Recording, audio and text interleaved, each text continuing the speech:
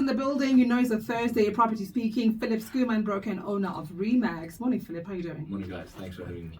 So, talking about responsibilities of the property owner versus those of the tenant when it comes to the upkeep of the property, looking at things like plumbing, maintenance, and the likes. So, where does this fall? Like, on which side? So it depends. The landlord is always responsible for keeping the property in a habitable condition, and obviously, if your property is not that habitable on a scale of 1 to 10, you're going to receive a lesser rental amount. So the higher the rental amount, then So basically, it's your responsibility as the landlord to keep it in good nick, and habitable. Then the tenant is always responsible for what he caused or she caused. Okay.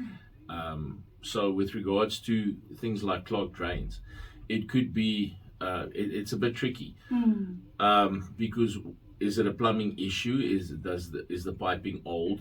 Does it need to be replaced in the complex? Then it could be the body corporate that needs to replace those piping. So do I have to prove that no, I didn't pour oil down the drain or whatever? Like, do I have to? Yes, you do. But now this is why it's tricky, because the plumber first needs to come out and assess, and there's a payment with that, and 3 quotes. So who calls the plumber? Is it should I say to the landlord, no, you are responsible for calling the plumber, or do I call the plumber? So this is again tricky, because you are supposed to, as per contract, if you are properly renting out your property, report all faults to your rental agent. Okay. The rental agent will then assess the scenario, send out a plumber to go and check. Based on the assessment, we will know whose fault it was. Was it a wear and tear issue? Was it the fact that you are flushing oil and all sorts of products down the drain that clog, pieces of soap, that sort of thing. So who pays for the call-out fee? So this is the thing. We need to first assess whose damage it was. Yeah, so now the plumber is already there, and they need to assess firstly. And for you to get a plumber there, you need to have a call-out fee. So this is what makes it difficult. So now you've got a 3-quote system that we've got to, but the guys won't go out just to quote. So you need somebody that is that the rental agency uses often, that will go out for free and invoice later. It's not free, but it'll be added to the invoice. So first we need to have an assessment on what went wrong, and this is usually where the gripe comes in, because the tenant will always feel that it's not his fault. The landlord will feel like, man, you're calling me every month, so nobody wants to pay. And this brings me to the second point: is the tenant allowed to use his own plumber or electrician and bill you? Well, no, yes.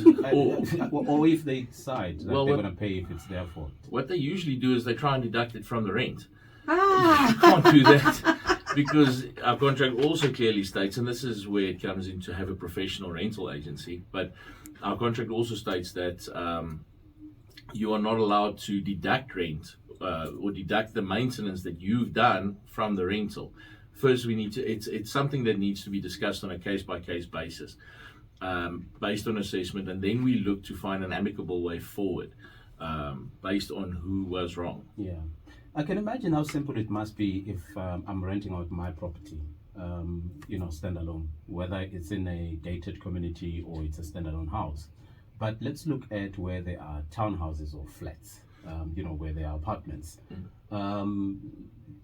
Randomly, one example that I can think of from the top of my head, let's say maybe in the chimney there are bees. Who is responsible for that? Is it the rental agent, or is it the body corporate? Or is it the tenant? I think in that scenario, less body corporate, more landlord. Because you can do nothing as a tenant to invoke the bees to come. They just found their place in the property, and now it's become uninhabitable. So now it falls onto the responsibility of the landlord. So it's a consistent assessment of whose responsibility it is, and it's a consistent fight with regards to that. And usually we find that it needs to be an amicable situation between all parties. Okay, so it's never set out in the contract.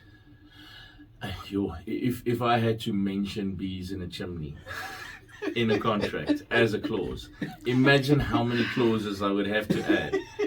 imagine how long we'll be sitting and signing. So there's certain things that are just unforeseen. Okay. Force majeure, if you will. Yeah. It's something that nobody could have anticipated or, yeah. In conclusion?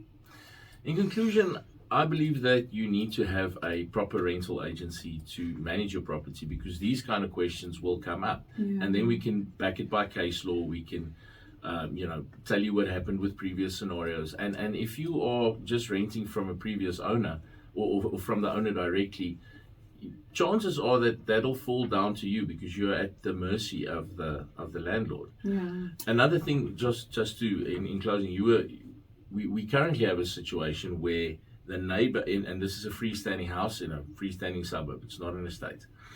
We have a situation where our property that we are managing, the drain in the corner, the municipal drain, is getting blocked by the neighbor next door.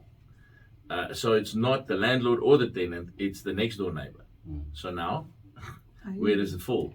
You see, so it's a consistent assessment. It's never just clear cut. In most cases, we can tell a tenant, well, it's probably oil or whatever. But upon reassessment by the plumber, we'll be able to see whose actual responsibility it is. We leave it here. Philip Skuman, broker and owner of REMAX. Thanks, guys.